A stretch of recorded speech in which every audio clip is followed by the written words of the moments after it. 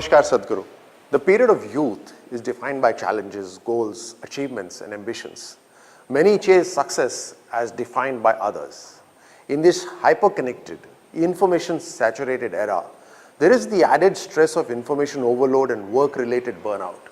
Such stress takes away the happiness of our youngsters. We see more and more cases of depression amongst youth. How can the youth, in such challenging times, continually be happy? I want to know the truth about youth and happiness. Namaskaram, Raj, and see, in every generation, there is a set of people who are always complaining about something. And of course, there are people who are making use of the situations of their times. As a generation today, we have more conveniences, comforts, and we are able to know whatever we wish to know. People who are complaining about information overload, they must visualize and see that 1,000 years ago, you wouldn't know what's happening 100 kilometers away. If even there was a great calamity or something fantastic happened 100 kilometers away, it would take a month or 2 months for you to get the information.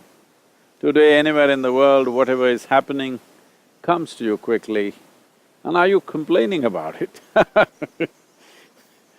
Please do not complain about it, because this is one of the greatest privileges that we have as a generation, that technologically we are empowered like never before.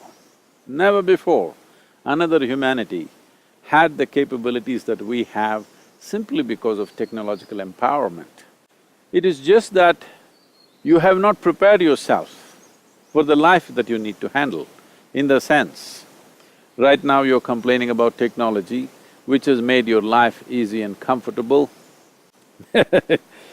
I want you to just imagine 1,000 years ago if you lived here, in the morning when you wake up, you need water for your use.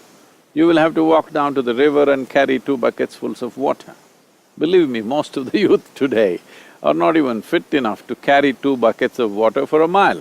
Physically, they're just not capable of doing it. So, if you were here 1,000 years ago without technology, would you carry these bucketfuls of water without complaint? No, you would complain because you are physically not capable. Similarly, if you have not made yourself mentally capable of handling various realities of today, then you complain. So what the youth needs to understand is, the early part of their life, the most important thing is not your ambitions, not your desires to be fulfilled, not the lifestyles that you aspire for. The only thing that you should be concerned about is how to enhance this life to a higher level of possibility. If you do invest enough time in the inner development of who you are, handling the present situations will be effortless, and above all, you will not be complaining about the greatest gifts that have been offered to you in this generation. Never before you could fly from India to United States in 14 hours' time. Never before you could pick up your phone and talk to somebody in any part of the world. Never before you could see 1,000,000 things happening all over the world, and even in the outer space, you can see what's happening.